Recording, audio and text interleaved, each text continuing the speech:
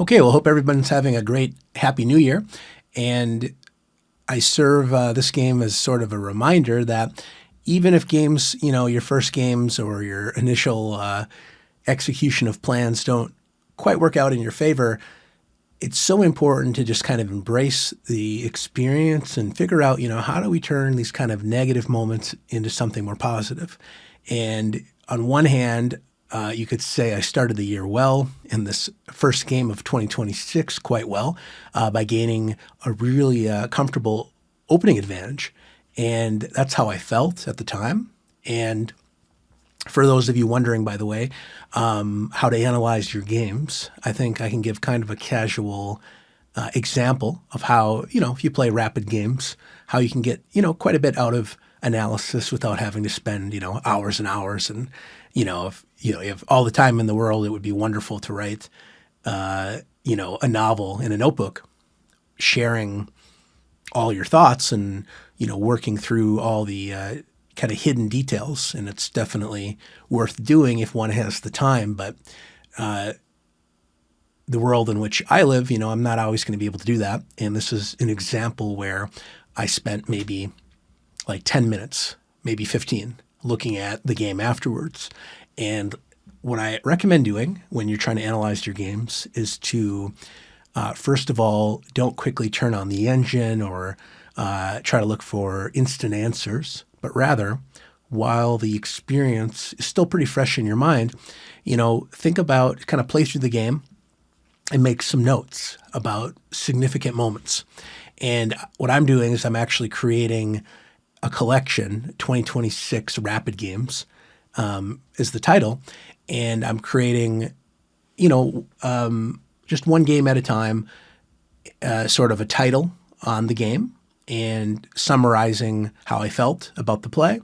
And then documenting my sort of real-time after the fact thoughts before I jump into the engine, and just sort of get an impression of what I thought went well, what didn't go so well, and what I thought were the critical moments.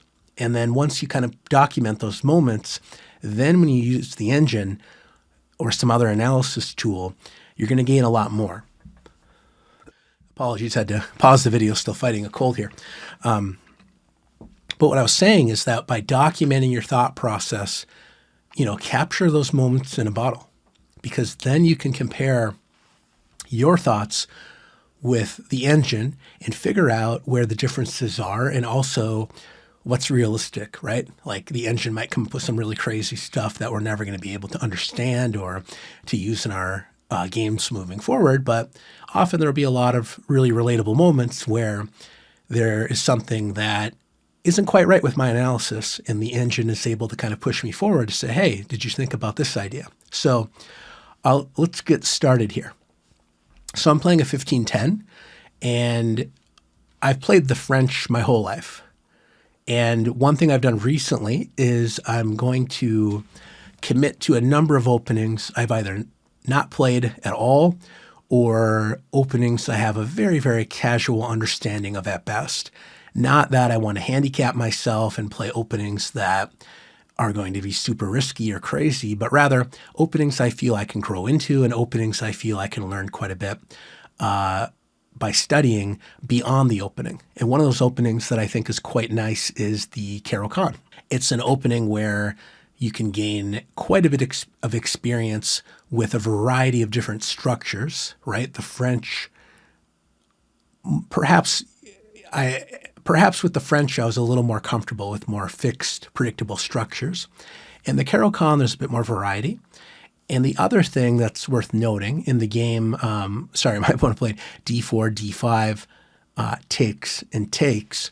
Notice they've traded my c-pawn for their e-pawn. And what's kind of cool about that is there's almost a mirror image.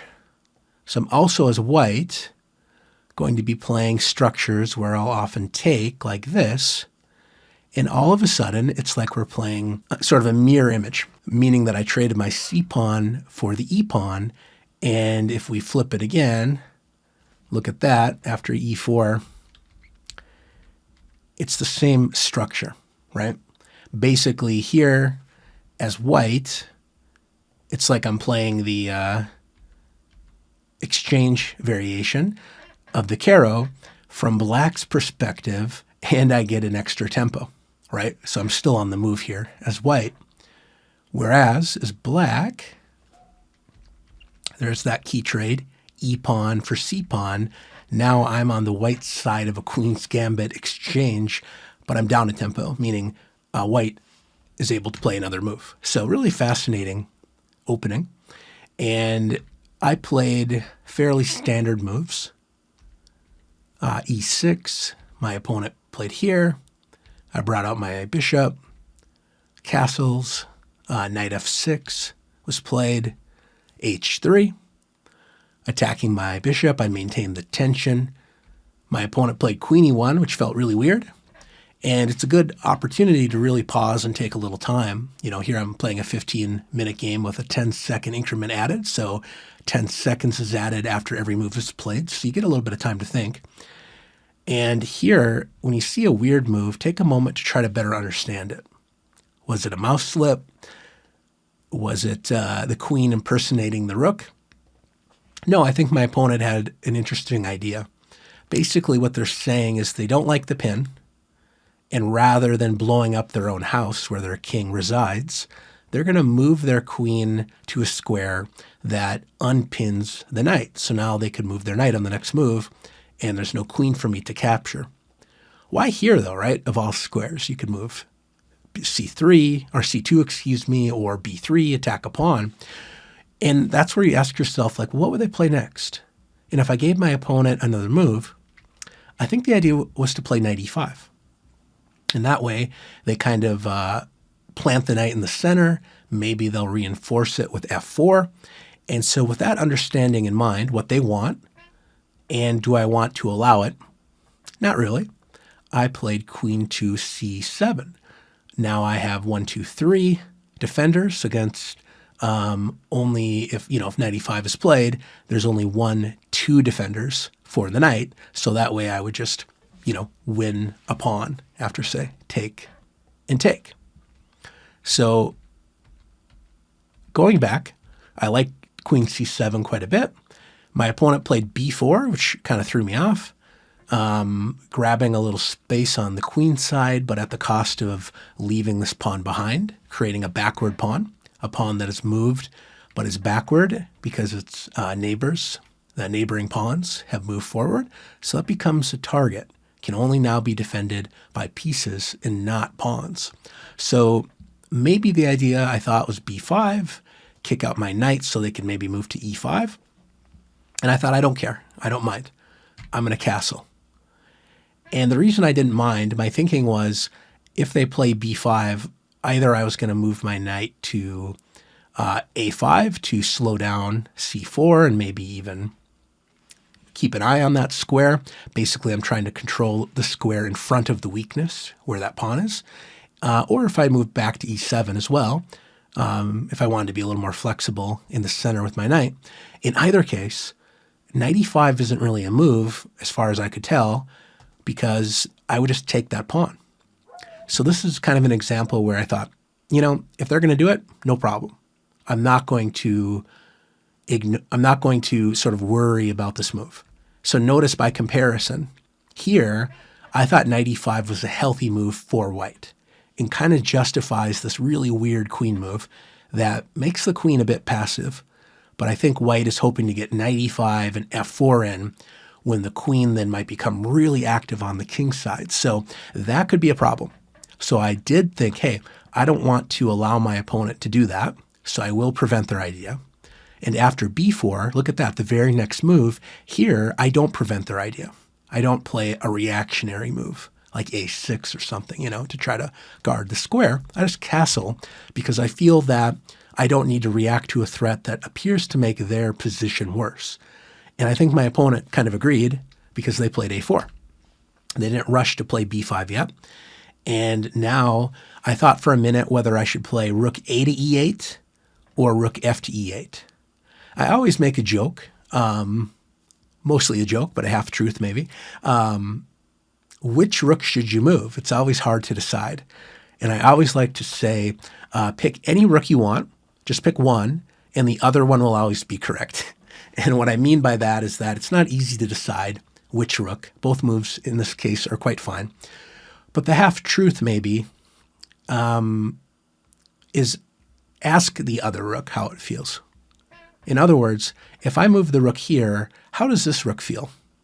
I wasn't sure, like the rook felt kind of trapped, and maybe someday I would, push these pawns forward and the rook would be well placed. I wasn't sure. And since I didn't know for sure, I thought, what if I play this move? Ask the other rook, how does it feel? And here I think the rook would say, yeah, I feel fine.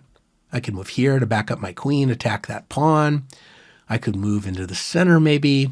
I have options. So to me, I thought rook f e8 was a preferable move. And again, this is all without using the engine. This is, my human thoughts. And so after bishop b2, I decided, okay, I'm going to strike forward with e5. And after a trade, I now have an isolated queen pawn, meaning it's a pawn that's no longer protected by any other pawns. But on the other hand, I have very free play. Since there are no pawns on the E or C file for black, that means my pieces are very open. They can use those as kind of open roads. I like that. I'm almost completely developed. Just need to get my rook into the game.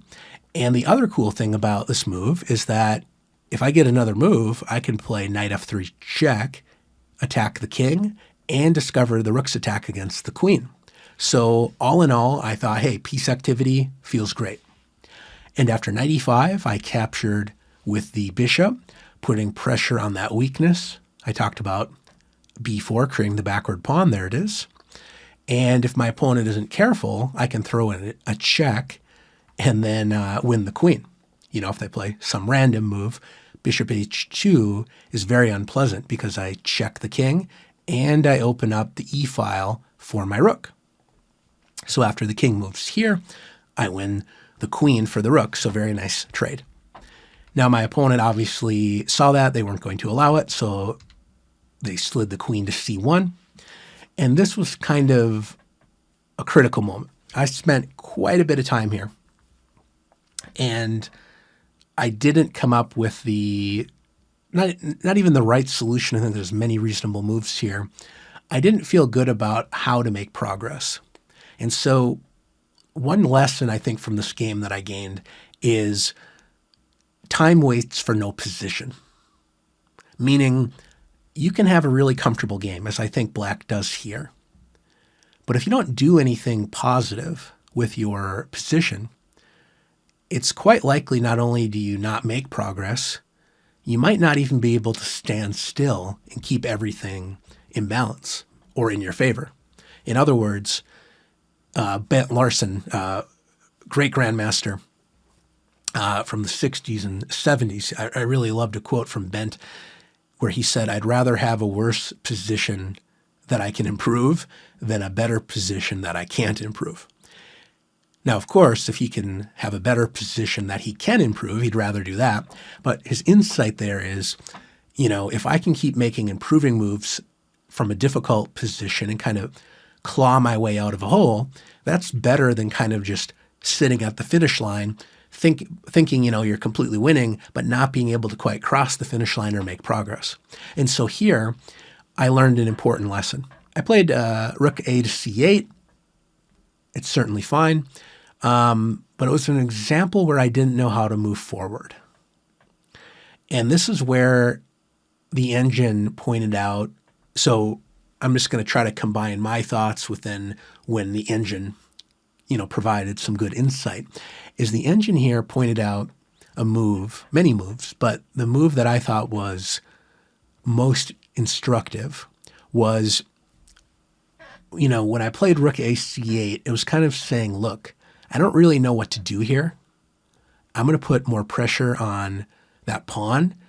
And I know my opponent can play c4, and I'm not sure what to do. So this is the best I can find now. So it was a move that I knew wasn't great. But when I looked at the game afterwards, it still wasn't totally obvious to me what to do here. And the engine pointed out a move that I think is very instructive. And I'm someone that hasn't played a lot of these isolated queen pawn positions. I've played against them, but not so much with the isolated pawn. And one big thing about the IQP is activity, activity, activity.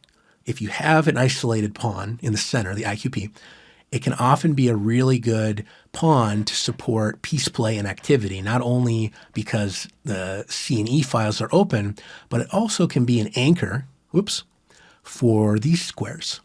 And the move the computer pointed out, I love, knight e4. In this way, I'm moving forward. I'm putting the knight under pressure. I'm adding a third attacker against that pawn. And if my opponent isn't careful, moves like bishop f4 might even be more annoying.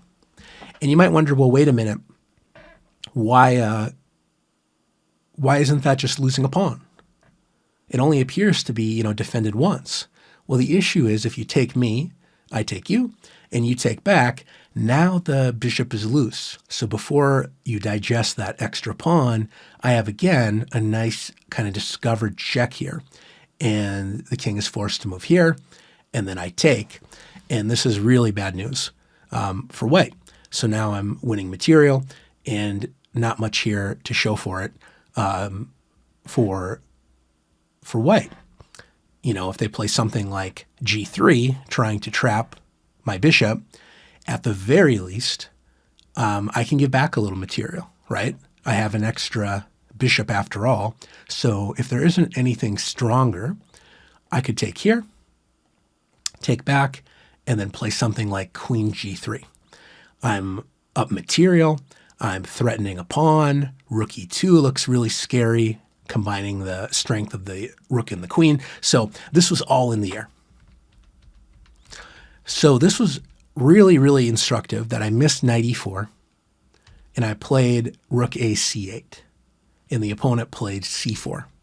And one thing when you're analyzing your games, when you find an idea by the engine, try to also compare, like, what if they play after the engine recommendation, for example, what if they play the same move they played in the game? So if I play knight e4, what if white does the same thing and just says, hey, I'm kind of cramped, I don't like this weakness, I'm going to trade it off and open up the dark squared floodgates? Well, here we can play the move bishop to f4, putting pressure on that pin knight. And if the knight on e4 is captured, we can take back. And now all of a sudden, look at that. The isolated pawn is no longer isolated, meaning at some point I can play f5 to defend it if needed.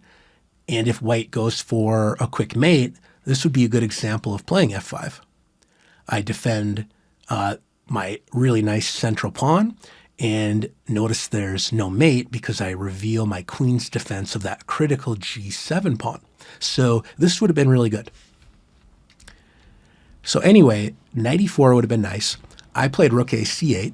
My opponent played c4. And I'm feeling pressure on the clock. I know we're going to get into a scramble. And at the end of the day, I decide, okay, I'm going to trade on c4. They take here. I'm going to take the bishop. And the reason I did all of that, other than not feeling I had much of a choice, is, I removed the active bishop that was also joining its friend there, creating a lot of diagonal pressure. And I thought, now that that trade has occurred, what if I plant a knight on f4? It would hit the bishop, put pressure here on the king's side, and I felt really good about this move. And so when I was documenting the game, before looking at it with the engine, I didn't really make a comment here other than, this is good. I'm going to play knight f4, and things are great. Interestingly enough, the engine here says your strong advantage that you had is gone. And all of a sudden, maybe it's more balanced than anything else. And so this was kind of interesting to kind of understand why. And what I missed, and it's a beautiful concept, is if I move, my rook here that isn't doing much, and I move it to d8, what's really fascinating is the centralized bishop here that feels like it's doing really well actually doesn't have any great squares, right? Because if it tries to move back, then the knight would be hanging. Can't move here because of the bishop and rook guarding that square. And notice a normal move like rook d8, or excuse me, rook a to d1, I can just take the rook. And that's kind of a nice harmonious point. So therefore, by finding this active move before my opponent is completely developed, I would have been very much in the driver's seat.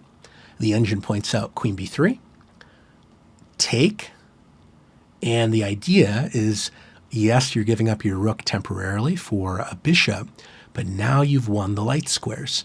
Our bishop is the uncontested ruler of the light squares, attacking the rook, the queen, and the knight. So when the queen moves out of harm's way, the bishop and queen communicate to take the knight. So the line continues with queen to d6, and then I can take the knight, and when the smoke clears, white has an extra rook, but hey, we have two extra minor pieces all working together, and our bishop is attacking the rook.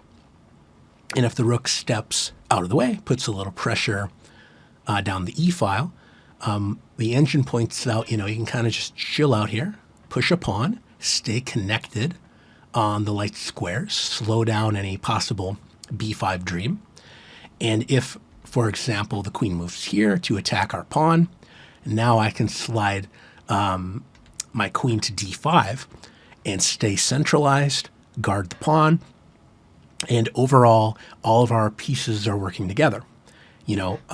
This feels pretty comfortable for black. And I'm not like saying, we're winning by force, but at the end of the day, black is feeling pretty well.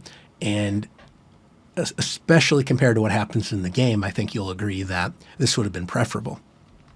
So that was a really eye-opening moment. After I traded the bishops, I didn't think this position was critical, but it turned out it was. I'm in time to put pressure on a bishop that's kind of gluing the knight together, and it doesn't have a clear square. That is so important, and I just didn't think about properly that there wasn't an easy response, right? There's no rook d1 because of my bishop here working together. So I missed that moment. I thought everything was great. Knight d5, offer to trade of rooks, no problem, knight f4. And credit to my opponent. For the rest of the game, they played incredibly well. Bishop f1. I remember my dad saying so long ago that the bishop returning to its original square can be quite strong. And Karpov would often play this bishop f1 idea. And you're guarding g2, you're still guarding the knight in activities down this diagonal. And here is where I struggled and spent a lot of time looking for a continuation that didn't exist, meaning how do I prosecute what I thought was still an advantage for black, but in reality, I sort of threw it away. I wasted time.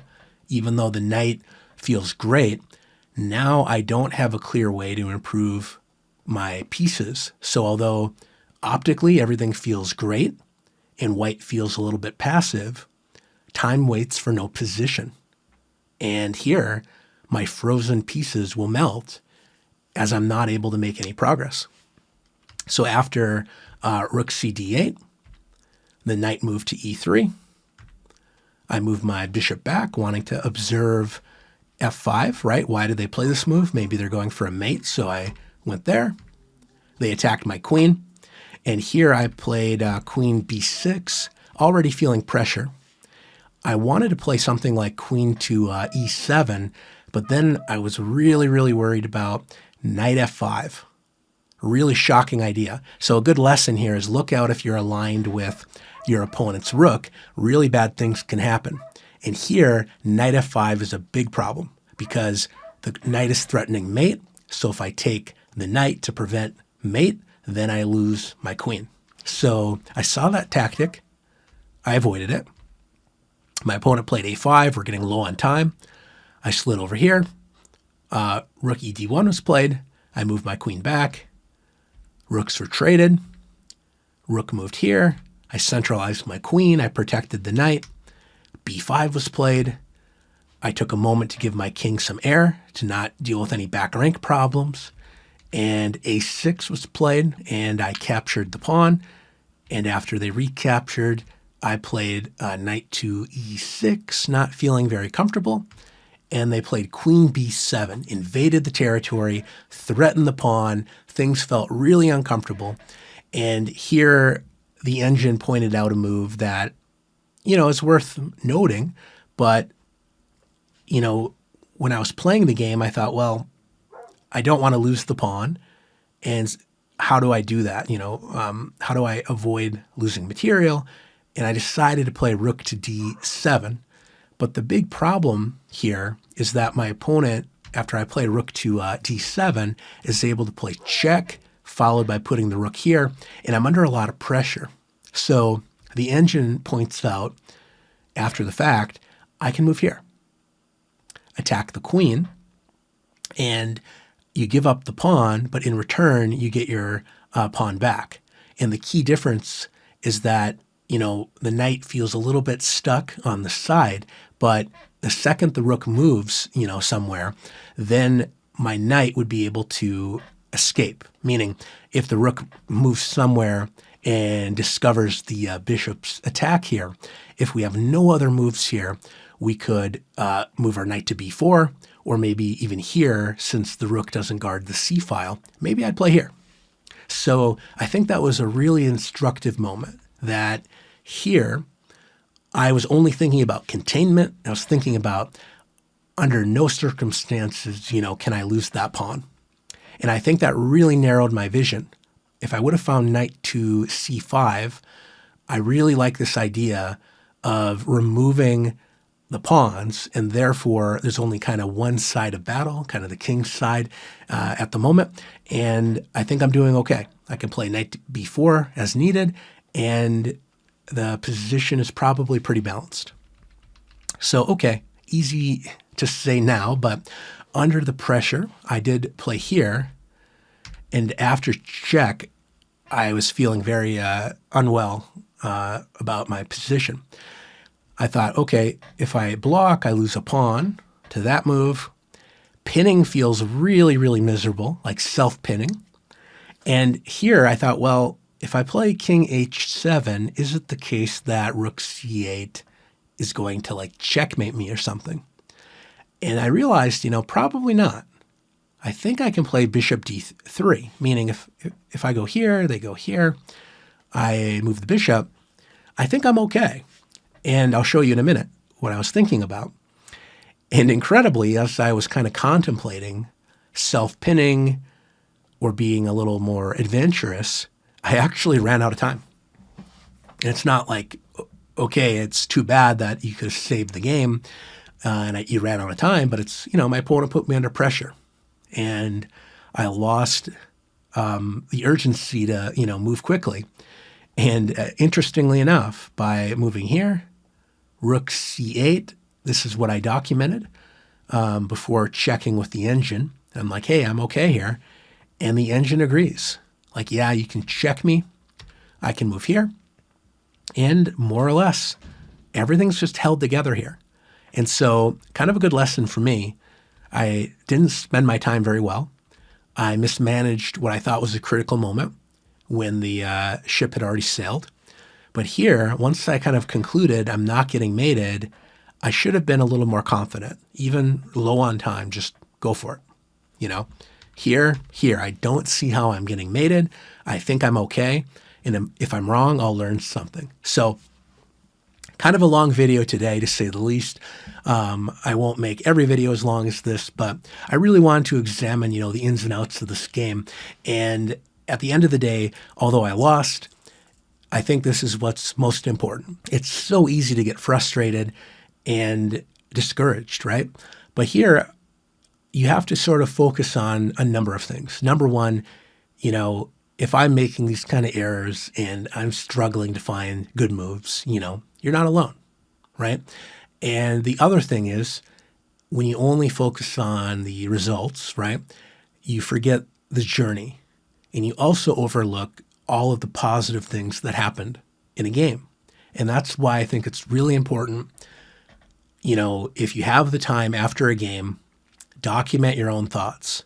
mention where things went well and where you thought the game, got away from you or your opponent, and kind of identify the highlights.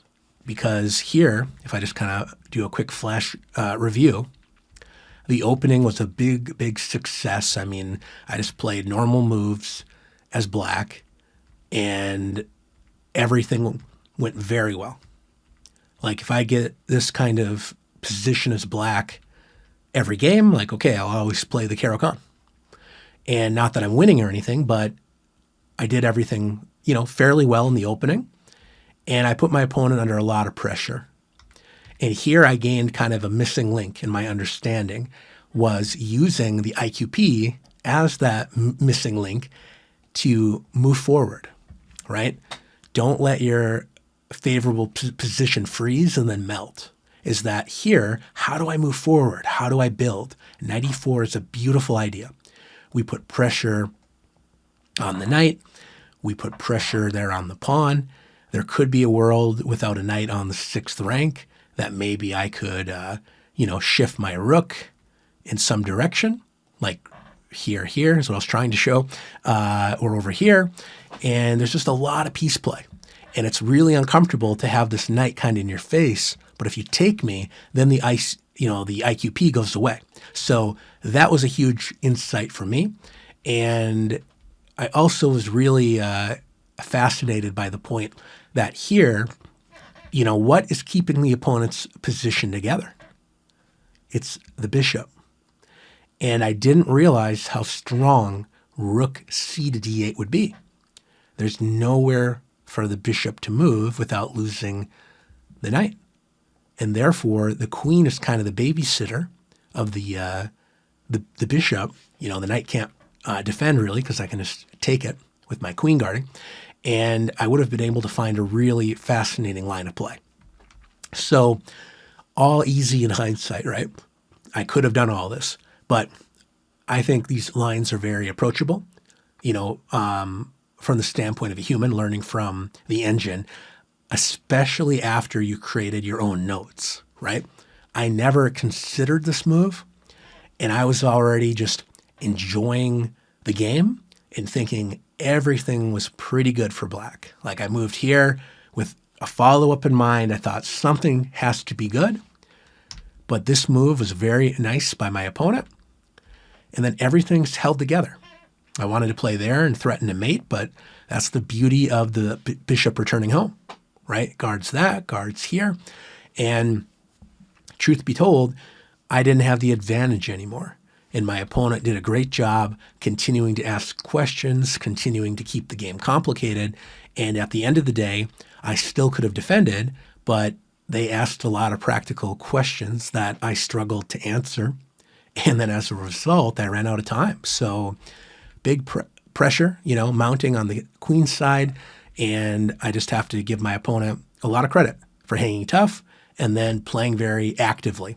And here, to be clear, I ran out of time after the check because, again, I had to answer a difficult question posed by my opponent. So hopefully this analysis helps you feel encouraged that, for me, it was a quick positive start in the game in the new year.